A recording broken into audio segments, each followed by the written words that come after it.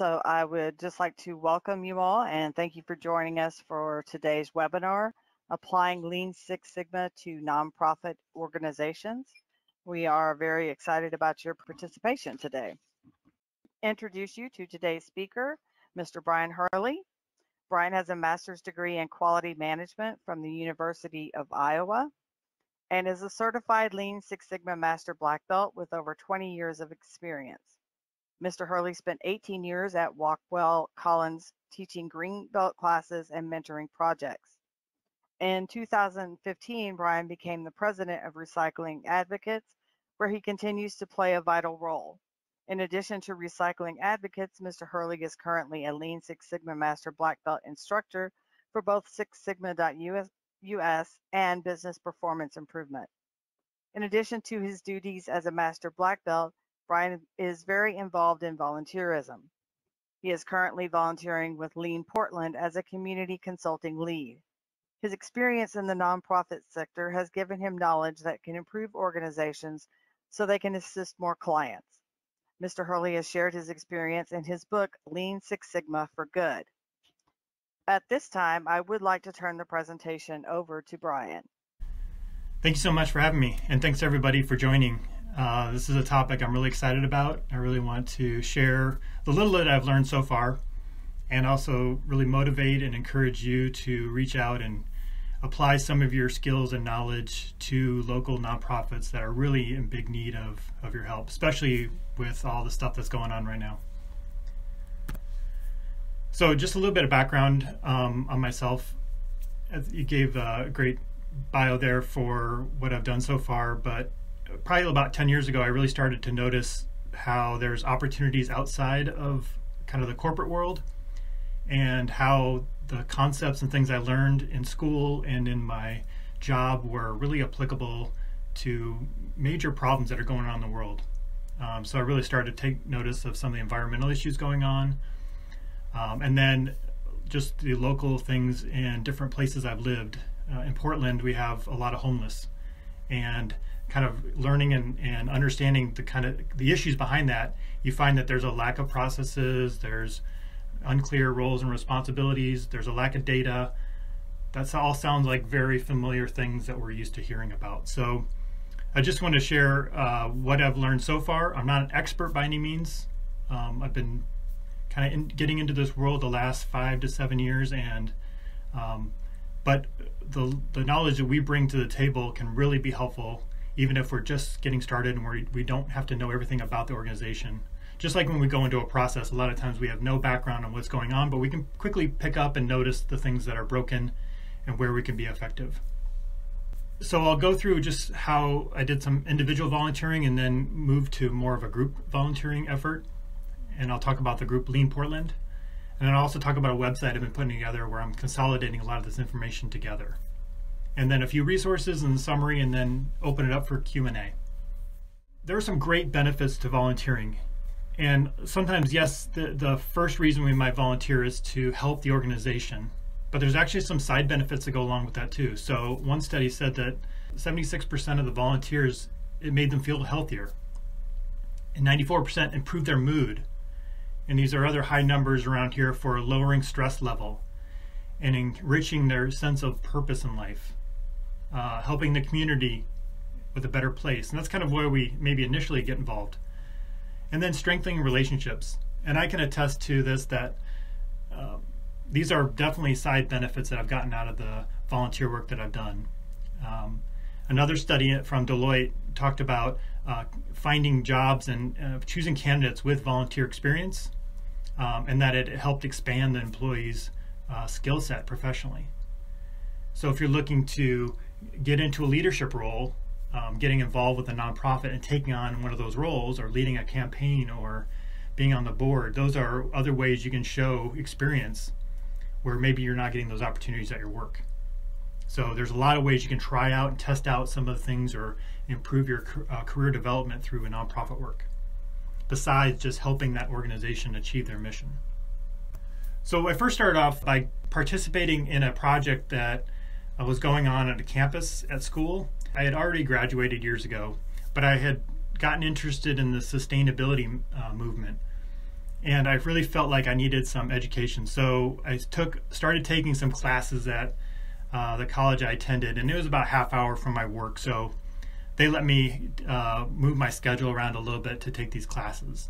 And so what I wanted to do was apply what I learned in my school with my knowledge and skill with Lean and Six Sigma.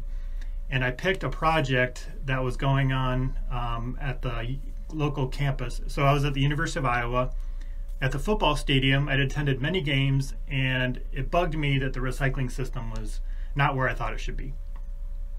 There's a lot of opportunity there from my observations. So I basically started asking around and said, who can help me with this project? I think I can bring something to the table. I think there's an opportunity to make it better. I just don't know exactly what's going on or why it's the way it is. So I reached out and started putting together a project charter and found the right people to get together. And it was a big list of groups. You had facilities and security and athletic department and the different waste management companies, student groups, facilities. It became very, very large. And that's what I've noticed. One thing is that there's a lot more stakeholders involved with government work, nonprofit work, community building, more so than even what we see in businesses. So I put together this project, and we started working together. About once a week we'd have a call and talk through our issues and ideas, and really just trying to bring everybody together to try to come up with something that will work for everyone, because everyone had challenges and issues, and there's a lot of great ideas, but not all of them could work based on the logistics and the barriers that were in the process. So we had one data point. It was that they had done a waste study to figure out how much of the trash was being diverted into recycling from the stadium, and it was at 25%. You know, one data point's not very good, but it's always, like I said, it's better than 0 data points. So we can at least say, all right, this has got a huge margin of error on it, but it's a starting point. And so at the end of the next season, after the improvement work we put together, which involved a lot of meetings, we tested out a couple different ideas. We made iterations throughout the season, and these would be at all the home games, and I think we had 8 home games that year. We got the rate to average over 50%. So it's not 70% or 90%, but it was a big improvement from where they were. And I think we got the ball rolling with tracking the data, looking at the data each week, breaking the data down into smaller pieces to look for other opportunities, and really trying to pull people together around this goal. And we tied it back to the goal at the university, which is try to reduce their amount of waste going to the landfill. One of the things we did was a process map, just to try to figure out what was going on, because I was confused. As a person coming in from the outside, I got lost really quickly about how the process worked. And so we just trying to put together a simple diagram to show where everything goes and how many people are involved and what happens here and where does this go and where does this metric show up. So like in a lot of improvements, we look at process maps as a way to figure out the current state. And so that was really helpful, and something that did not exist. That really helped me go through that. And I think others found value in the exercise of putting this map together. What I'm really proud about this project was that it's continued on. So the end of the project was 2012. Then it was handed off in 2013, and they continued that program, and they're still continuing to enhance and improve on that program. Basically, the main improvement we did was we put these recycling bins outside of the stadium for people coming into the stadium. So we gave them the opportunity to recycle, and then because you can see there's a lot of traffic coming in, there's a bottleneck at the gates, people were kind of slowed down and stopped, and they could kind of look at the sign, and we could talk to them, and we could educate the fans as they were coming in. And then we worked through and tried to get some videos of players talking about recycling. The things were getting put up on the billboards and on the scoreboards. And just really, and then the big piece is one of the fraternities took over the job of collecting and organizing the volunteers. So the people that would be stationed at each of the recycling bins. And so that really helped get the program some solid footing so that we can actually maintain the gains on that project. So that was kind of my first attempt at this, and it worked fairly well, but I learned a lot as well through that exercise. And I really just started asking questions on something that I was interested and passionate about. When I moved to Portland, Oregon about 7 years ago, I got involved with a nonprofit. I had done some green team work at my work at the time at Rockwell Collins, and I started networking with other people running green teams, and it kind of led me to this nonprofit organization. And I've never really worked with or within a nonprofit before. This organization was 30 years old. They had a focus around engaging people in sustainable future through local efforts to reduce, reuse, and recycle. And so Recycling Advocates obviously is very focused on the recycling system. So when I got involved, I became a board member. And then a couple years after that, I took over as president. And like I said, I had zero experience being in a nonprofit organization and being on a board, and definitely no experience being the president. So it's been a big learning experience for me, but something that's been really good. I haven't really had many management or leadership roles. I've always been an individual contributor, trying to make change through influence and education. So this was a little bit different to have to lead a small team of volunteers. One of the ways I applied lean concepts to that is we did a campaign to help people to bring their own coffee cups to coffee shops. We thought that was a small victory we could get in the community. People in Portland love their coffee, and they're open to this idea of bringing their own cups where they go, so they're not using disposable cups. And we had a problem that a lot of people were throwing them in the recycling bin, and that contaminates them because there's plastic liner inside, and that's not a recyclable cup. So we had these ideas for what we could use for campaign materials, and we were thinking about making these big batches of printed materials. And I kind of slowed down and told the team, let's make a small batch, even though it's more per item. We won't get as many items for the price, but we don't want to waste money on something that the coffee shops don't like or don't want. So let's at least test it out. And so we went to a much smaller amount initially, and we got some feedback. And one of the things we heard was the trifold that we wanted to put on the coffee shop tables were a no-go for the shops. And so we ended up making maybe 50 or 100 of those. And luckily we didn't make the 500 that we were planning to make. And so that saved us a lot of money, because once we got feedback from the customer, we found out what they actually cared about. And they said nothing can go on the tables, we need to wipe them down. People got their laptops. So that was one way to try to minimize our costs by using kind of the lean startup methods to get instant feedback from customers before we go full board with a big solution that doesn't work. Another thing I worked on was a conference. We put together a zero waste conference to try to encourage people in the community to reduce the amount of items that they purchase that have plastic or packaging on them. And so as we were going through the conference, the concept of FMEA really popped in my head over and over again. I said, I don't think I'm going to be able to pull off an FMEA in this, but I can walk through the structure of an FMEA. So I sat down with the other organizer and we went through step by step. Okay, somebody signs up for this conference. What do they get? Do they get an email? Okay, what's the email look like? Do we have all the right information in there? Do we have directions? Do we give them instructions on whether they should bring the ticket or not? What about when they get there? Where are they supposed to park? Do we have signs up? Are we going to have a sandwich board? Is someone going to be out there? Do we have a volunteer organized for that? When they come in, what's the registration process look like? Is there going to be a bottleneck? Are they all going to show up at the same time? How do we spread that out? How do we give flexibility to our process? So we basically went through every scenario we could using that mindset around the FMEA to reduce and minimize a bunch of issues. And I go through that in one of the books I mentioned before, the Lean Six Sigma for Good. I wrote a whole chapter on some of this work on the nonprofit. But the bottom line was the conference went really well. We had no major issues at all, and I thought that planning activity with the FMEA really helped us identify and avoid a couple major issues. So we're all busy, and that's one of the big barriers, is finding time to do work, because you get off of work from a long day and you have family you want to spend time with. One thing that's great, and as I was researching, there's a lot of companies that actually give time to their employees to do volunteering, and a lot of the employees don't know about that. And so here are just a few examples. I'm not going to read through all of them, but that they basically allow for their employees to reach out and do work in the community, and it's paid time.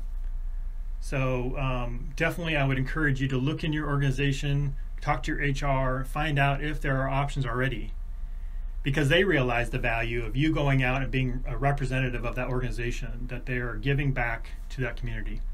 So there's something in that for them. And that might be the way you can get started, where you don't feel like you're just another thing to add on your to-do list. So definitely I would encourage you to really look into that if you're not aware of any programs that your company has. And if you don't have that, you can still go to your manager and talk to them about it and say, this is what I'm thinking about doing. Is that something I can do, or a couple of people in our department can go do, or we can all do as a team building exercise? I'm sure they'd be really open to that. So there's lots of ways that your employers can support you in your volunteer efforts. So that's you as an individual. What can you do right now in your group to get involved? The other thing, let me go back real quick. When I was at Rockwell Collins, which is now called Collins Aerospace, I was asked to participate in a project. It was a healthcare community improvement project. And I had met a local doctor who was looking at ISO and quality improvement methods. And he was looking to get some training, so I invited him to come take one of the SPC classes we had. Later, he put in a grant to do a community improvement project and asked if we could participate. And our company at the time and the management allowed us to go help out. It was me and one other person. And so we did some training. We walked them through a Six Sigma project. We did some gauge studies on how to blood test properly.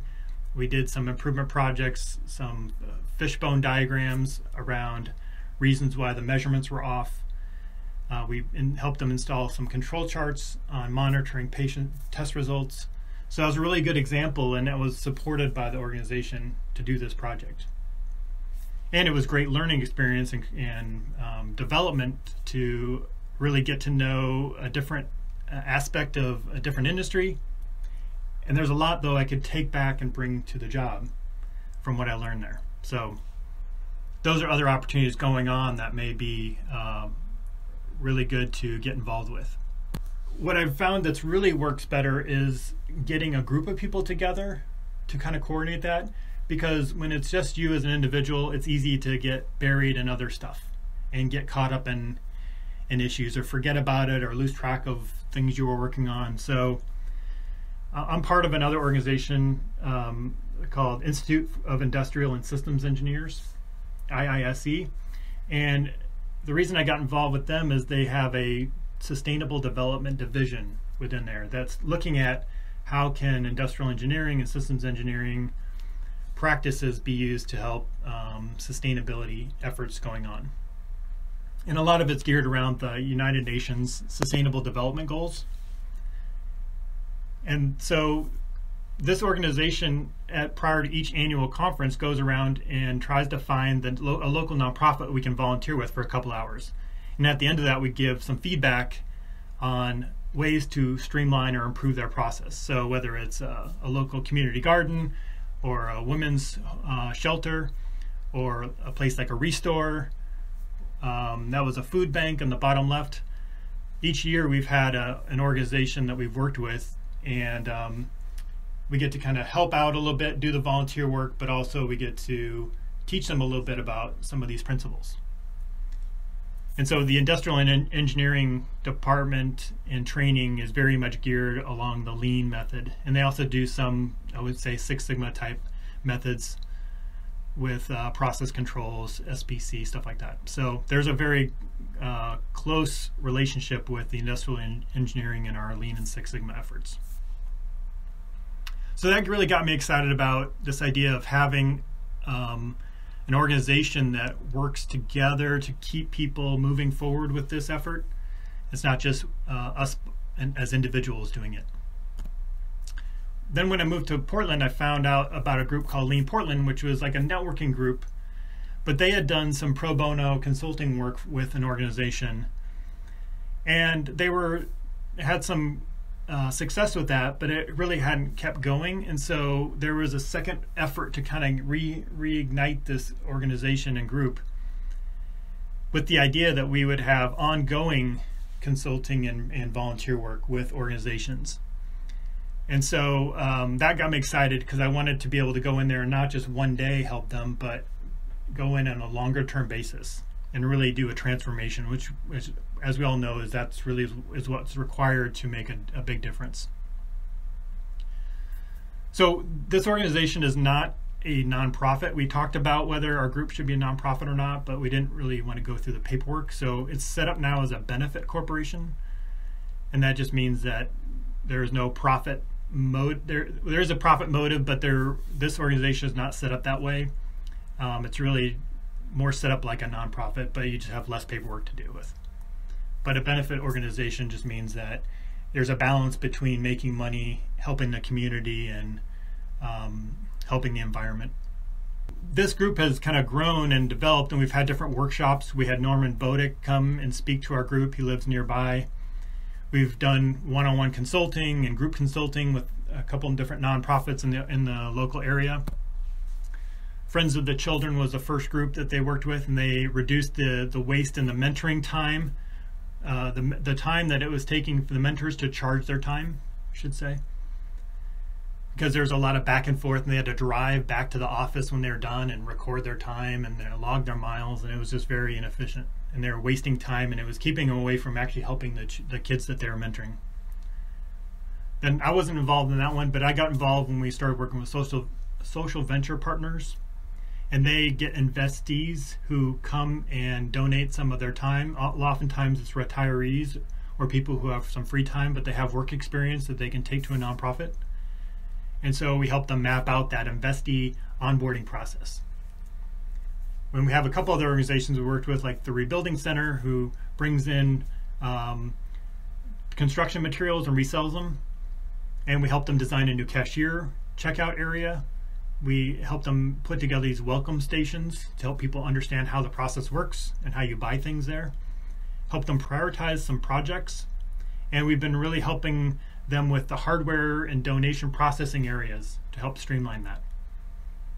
With a group called Free Geek, they take items that are donated back, like old iPhones, old laptops, computers, and they reprocess them, fix them, and then resell them. And then they take the proceeds and they take the donations and they give them out in the community for people who need them. We've been working with them to try to organize some of their operations. I'll show you a couple examples here. And so so those are the organizations we work with so far, and over the last probably 5 years, I'd say. And we've had different people come and go throughout the time. So each of these groups had different volunteers involved. And I think that's really important because life happens, and some people change jobs, and some people move, and then some people move in, and some people are busy, and then other people are overloaded. And having a group that's really been consistent throughout there, even though the people have changed, the group has kept moving forward. If it's just one or two people by themselves, it would have probably died off by now. So this group has been really good to get together. And just personally, the people in this group are some of my best friends because I see them all the time, and we're together talking about how we can be helpful to the community. So they have kind of the same mindset. And so that's been really a cool benefit of this group. So this is some pictures where we were helping with the cashier checkout area. At the bottom is the welcome station. So the key thing on the upper left was we were engaging the people who are going to be using and working in that space and helping them come up with a new layout. Because we could give them all the cool flow techniques and U-shaped cells and all these ideas, but at the end of the day, they have to live with the outcome. And so it's us really kind of coaching and mentoring them through that process. Here's some more 5S activity we did in the warehouse, or this was in the lumber yard. And so it was just some disorganization and just trying to get them into the mindset of everything has a place, put things back where they belong, label it, mark it, and teach people how to instill that kind of discipline into the process. Not telling them how to do it exactly, but just giving those principles and then coming back and reinforcing that over and over again. This is an example. On the left was the work area for mobile device repair when we came in and started working with them. Then we got them through some of the principles and taught them about 5S. And then we worked through kind of a process flow for them.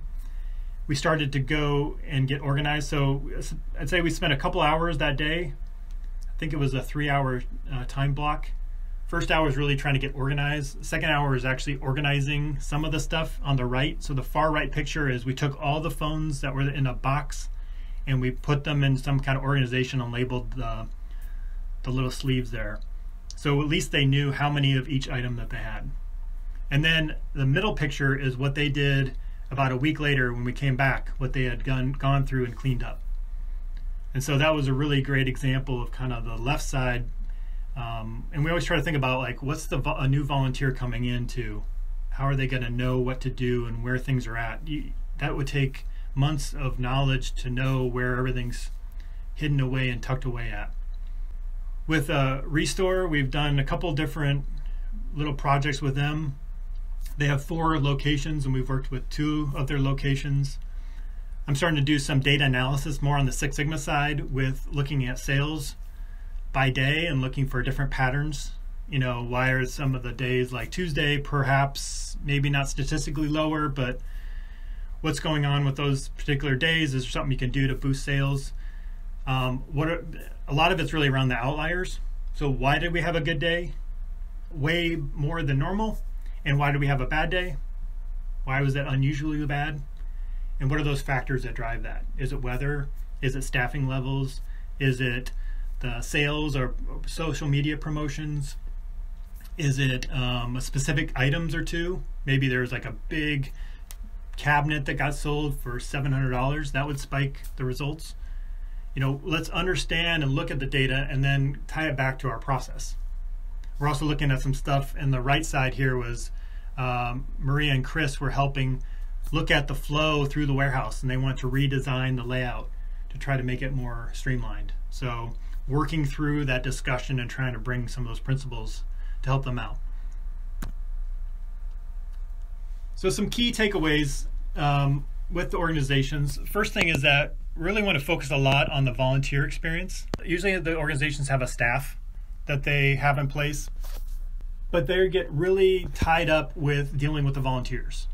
And so a lot of things we've been really helpful with, I think, is being able to look at their volunteer process and say, treat me like a volunteer, or even the best thing is we go in and act like a volunteer. So we go through their volunteer process. We'll go in and register on their website, and then we'll show up, and then we'll go through their training. And then we can give some really good feedback at that point. Say, this was clunky. This took a long time. I was confused. I didn't know what to do. I couldn't find the supplies. I didn't know what time to meet. I didn't know where to meet. All those things can be opportunities to improve. And then we can start to watch the process after we've been involved in the process. So we actually just go in as a normal volunteer to start with. And I think that gives us a realistic picture of the current state. So things we've looked at is looking at the ways to make the process so simple and organized that it reduces the staff's time to train a new person. Sometimes they'll spend hours with a group and they never see the people come back again. And maybe because they didn't feel like they had a good experience, or maybe it was just a one-time deal, but it's a lot to invest in those individuals when they don't see them again. There's also a fear, and a quote we've heard a lot is, I don't want to work in a factory. That's why I'm working at this nonprofit. And I think there's this perception that, you know, the factory is a really horrible place to work. And that hasn't been my experience, but I can see where that perception might be. I'm just sitting at my workstation doing the same thing over and over again. Here, there's so much going on. I get to go to this area and this area and this area and fight this fire and fight that fire. And I think there's just a perception around bringing in best practices from industry that is going to make it very rigid and structured. And usually it's from people who have not worked in those kind of industries before, but I can understand and it makes sense that there might be that perception. And so we just kind of have to talk through and work through those discussions so that they're saying, okay, I'm willing to at least listen to some of these ideas and concepts. And so, but we really want the volunteers to feel like they made a difference and they had a good experience so that they come back. And then you don't have to train them as much, and that can free up your staff to go do the jobs that need to get done, including the improvement work. Because there's a host of projects and ideas that they have on their list. They just can't get around to them. They're just so busy. And that was one of the organizations. We were just trying to help them get to a point where they could cut down the number of projects, because they had each person with 10 different projects that they were trying to juggle. And that means conflicting priorities. Everyone's going in different directions. They can't all focus on just a couple projects, get those done, and then move on to the next group of projects. It was just too much juggling of many different projects. Too much project whip. The team approach, really helpful. Like I said, life happens. Things happen. You get stuck at work.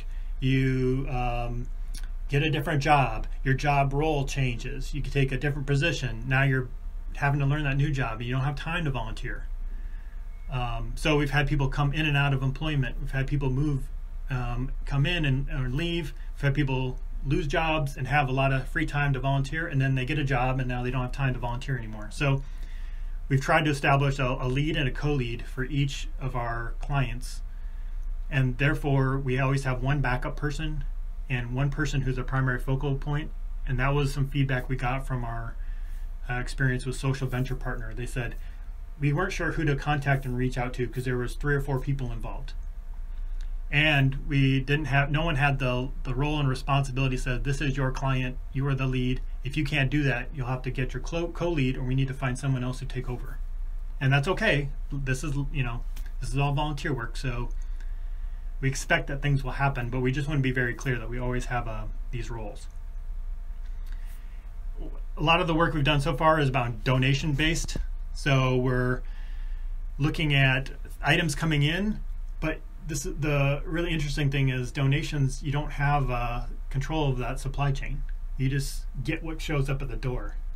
So that's been a really interesting challenge to figure out, how do you use these principles to deal with a supply chain that you're not even controlling. So you have to have processes that are very flexible, that can handle that ebb and flow at different times with different materials. And so that's where a lot of the effort is put on, is having that flexibility built into that process of receiving donations. So I think that's been a really interesting challenge that you'll run across. So last part, I just want to cover this website. It's lean6sigmaforgood.com. And I just want to talk through the different elements of that and encourage you to check it out. I've got 200, now it's like 240, I think, different articles that I found that related to Lean or Six Sigma or process improvement that tie back to a nonprofit under these different categories of food banks and government agencies and healthcare. I don't do a lot of healthcare because there's a lot of stuff already out there on that, but natural disasters, community service, stuff like that. So lots of different articles. So if you just do a search on that site, if you say I'm working with a zoo, type in zoo and see if there's some articles, and I know there's a couple in there that are around working with Lean applied to a zoo. There's a couple organizations you should check out that are similar to our Lean Portland group that are also official nonprofits. The Community Excellence Alliance is based out of Jacksonville, and they're doing some pro bono volunteer work made up of local process improvement consultants. And they partner with the University of North Florida. So I think that really seems like the model to go with, is a 3-way collaboration between a nonprofit, local Lean Six Sigma consultants, and a local college or school. The students need work experience, and they have time, and they have projects they need to do to get credit on their classes. The nonprofits need help. And the consultants have the knowledge, but not necessarily the time. And so what we're trying to figure out is, how can the consultants mentor the students to go work directly with the nonprofit, and the consultant can pop in as needed, but they don't have to be there all the time, where their time is probably the least available. So that's something to check out, and that's something I'm trying to work through a little bit as well, with a bigger strategy around that. James P. Womack Scholarship and Philanthropy Fund is a recent program where they're, if you don't recall, Jim Womack is part of the Lean Enterprise Institute, and they're doing some stuff where they're doing a Gemba-based learning and improvement, where they're bringing in students to work with a nonprofit exactly like we're talking about here. So that fund has been set up recently to try to grow that organization. And then the Center for Quality People and Organizations is based out of Georgetown, Kentucky, which is where the Toyota facility is located. And there's a couple of people who used to work there that set up this organization. They go into the schools and try to teach some of the lean principles to students in the Scott County school system. So if you like any of those organizations, feel free to check them out. The link is in the website. Some existing groups that are similar to what I talked about with the Lean Portland. Here is what I'm trying to build out, or there's been some effort to try to organize. So if you live near one of these areas, I'd encourage you to check out the group on the website and reach out to them and find out if they've got anything actively going on. If you don't live near one of these areas and you're interested in setting something up, I have some steps you can go through from the website on how to do that. Basically setting up a LinkedIn group and getting some people to show up and start organizing, maybe in person at some point, obviously when this coronavirus thing slows down. So I'd really like to build this out into a larger thing where each major city has a group like this that's available to work with. And so we can get, every city has a group that nonprofits can go to get some Lean and Six Sigma support. So that's my big vision I'm trying to work towards. So real quick on the book series, I put together 2 books so far. Actually, one is released, the second one is in process right now. These are case studies and examples from people like myself who have gone through and worked with nonprofits and are sharing kind of their tips and tricks and best practices and what worked and what didn't work for them. So if you're interested in maybe doing some of this work, these book series are set up for you to read through the chapters and maybe get inspired or feel more confident after you read the chapters that, oh, I could do something like that, or that doesn't sound that hard, or these are things I need to be concerned about or watch out for. So this was the chapters out of the first book. I have 8 chapters, and so I reached out to people I knew, and it's available on paperback, ebook, and Audible, hopefully very soon. Second book series, I've got 2 chapters almost ready to release, and I'm releasing them 1 chapter at a time, 1 piece flow. And so then at the end, when I'm done with the whole book, then I put it on Amazon. So right now it would only be available in ebook, and it'll probably be, these first 2 chapters will probably come out in the next week or so. I'm waiting for the second one to get finished up. I have a podcast I've been running for the last couple of months, I rebranded it to a Lean Six Sigma for Good. It was really kind of focused on just environmental applications for Lean Six Sigma, but I've made it a little bit broader because there's a lot more to cover in this area. So those are some of the recent episodes I put out. So if you like podcasts, that's something you can check out. So how you can get involved, basically tell others you might know about that you think might be interested in this topic. Tell them about that website, the Lean Six Sigma for Good website, or direct them to this webinar. And then if you are interested, maybe go through the website and look at some of the articles, put in some of those categories or select some of those topics, and just look at some of the articles that are in there. It's either an article, a video, or a podcast. So those are the 3 breakdowns. And then maybe you'll get inspired, or you'll see an example, or somebody who works at a food bank, and you can forward them the link and say, hey, check out some of these articles where they've made some improvements. This might be something might be helpful for you. If you're inspired, maybe you'll reach out to a local nonprofit. And one of the other books I put together was just my own personal journey, and in there I kind of talk about how you can find a nonprofit to work with, but basically it's find something you're passionate about so that you'll be motivated to go reach out and spend time with them. If you're not passionate about that nonprofit, you're not going to commit the time to it. And then basically you just provide some training, maybe some beginner training to them, or give them some consulting help on a specific project, or work with their leadership team. Whatever skill set you have, there's probably a need that they could benefit from. If you want to go even further, you could set up a local group like the Lean Portland group, and get some coworkers and people in the community together that you know. It'll help build your network just from a professional development standpoint, but also gives you some more support to move forward on reaching out to a group. And you're not just going there by yourself, you're going there as a cohort of people, and you can bounce ideas off each other. I've learned so much from discussions and interactions with people, like, oh, where did you get that form, and what's that technique you're losing, or tell me more about that tool. So it's really helped my own personal career development. And then if you've already done some of this work, then I really encourage you to share that experience. I'm always looking for more people to write chapters. I want to do at least 5 different volumes of that book, and I do about 8 each, so I want to get to 40 or 50 case studies total. So if you have, please reach out if you're interested in writing a chapter. The proceeds of the chapter go to the nonprofit of your choice. You could also do an interview. I would have you on the podcast, and you could just interview and talk about your experience. So those are ways to share what you've already done. So hopefully maybe one of those things are interesting to you, or more than one. So the resources would be the website, Lean Six Sigma for Good. I'm going to continue to populate that with information. There's also a website that I first found some of those articles was lean4ngo.org, put together by Steve Bell, who's also here in Portland and has done some great work in Africa around lean and in software and IT. Lean Portland is the group that the volunteer group I talked about. If you search in your podcast, you should be able to pull up the Lean Six Sigma for Good. If not, let me know.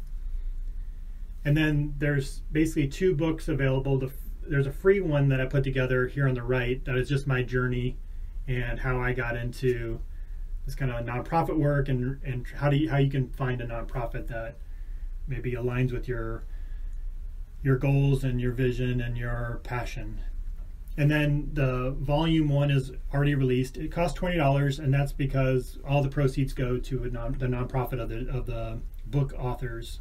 So we have 8 authors, and so the proceeds get split up 8 ways. And then like once a quarter, I'll take those proceeds and send it out as a check to that nonprofit. So it's all going to a good cause. And like I said, volume 2 is in process, and it should be ready to go, and there'll be at least the first 2 chapters were released very soon. It'll come out about $5 on the release version, but the cool part is if you order at $5, the extra chapters get added on for free. So the way that this leanpub.com uses their website, it's released a chapter at a time, so it's kind of cool. So to summarize, nonprofits and government agencies really need our help with Lean and Six Sigma to really tackle some of these societal problems. You're seeing that there's a lot of organizations. If you go on the website and click on government, you'll see lots of different cities and states that are tackling their challenges with Lean and Six Sigma training and support. So it's definitely taking off, and I see that there's going to be a lot more opportunities for us to get more involved in our local governments. Work with your employer and find out if they'll let you volunteer your skills during work time, or maybe they'll give you time just to work with a group on your own. And then if you are interested in networking and building a group of other practitioners in your area, and having a nonprofit to go work with is a great way to build that network and get them together and do some good work, and also meet some great people. So with that, I'll open it up for questions. Here's my contact information if you have other questions you'd like to ask. Can you contact one of these groups through your website? The list of groups, yes. So on the website, there's a map of the groups that I know about, and then there's a link to their either LinkedIn group or website. So yes, try going there first. And then some are different stages, so I'll notice that some are active for a while, then they kind of drop off.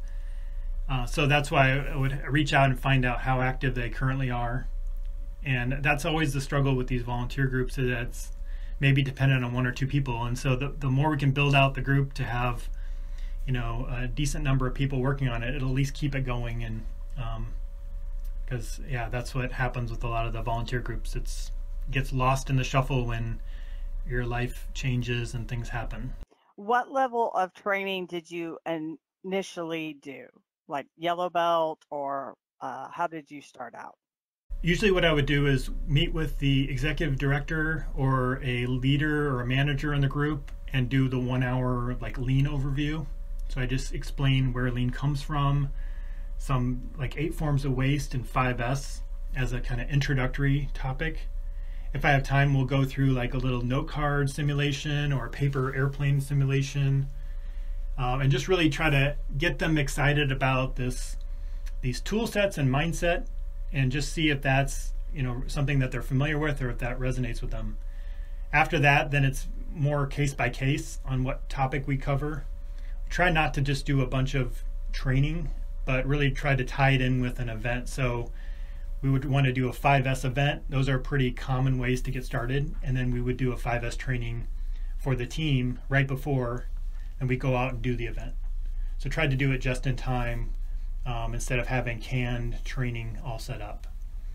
Our Lean Portland group does free workshops. So we also do just on the fly or just generic ones throughout the year that are open to the public. And we'll also invite individuals who missed it or wanted to attend. There's no obligation to attend, so it's kind of a low risk for them just to attend and show up. And those are usually 2 or 3 hours, so we can go a little bit deeper into the topics. And we'll get different businesses that'll show up, and then hopefully it's a place where we can invite nonprofits or people who missed the training to attend some of those. So we have an intro to Lean and an intro to Six Sigma, and then we'll have maybe some random topics, like we did a personal Kanban workshop a couple months ago. Is there any interest in applying for grants to get more money for this? Yes, absolutely. I actually got some consulting work from one of the nonprofits. They had a grant, and so that grant was able to fund some a productivity study they did to see if adding a person would be worth it to increasing their sales in their store. And so that was kind of a surprise that there was actually work out there. But I think that's one of the best funding sources for the nonprofits to get maybe formal training or send people through formal classes, or maybe get more some money to maybe implement some of the ideas that come out of the improvements. Maybe they need a new racking system. Maybe they need some mobile carts. Maybe they want to put something together maybe move from a physical paper form to electronic form. There's funding available there. You'll just have to have the nonprofit apply for the grant unless you set up a group that is a nonprofit itself. But I would just work through the nonprofit for anything grant related, because they have people who can do those, and you just tell them what piece that you want to be part of that effort. If you think there's opportunity to get a little bit of funding or support to do that. I would like to thank Brion for sharing his presentation with us. And you may access all our new webinars, as well as still relevant past presentations, videos, webinars, white papers, and case studies that are available to ISSSP members within our resources. You can also register for future webinars and become an ISSSP member by visiting ISSSP.org.